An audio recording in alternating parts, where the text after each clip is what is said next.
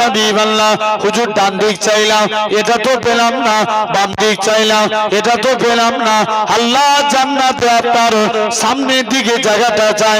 আল্লাহ নবী কি বলেছিলেন, ওগো বাবা আনাস মনে কষ্ট লিওনি বাবা, মনে দুঃখ লিওনি, আমি রাসূলুল্লাহ জানিয়ে দিলাম আল্লাহ জান্নাতে সামনের দিকে জায়গাটা আমি নবী তোমার জন্য রেখে দিয়েছি। কোথায়? কোন দিকে? সামনের দিকে।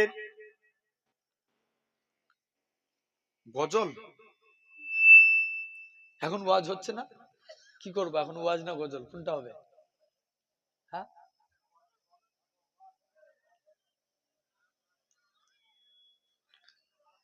হ্যাঁ লাস্টে গেলে হবে। হ্যাঁ জেনে রেখে দেন আমার সোনার ভাইরা, আব্বারা, তরুণীরা, সেই আনাস বলেন আমি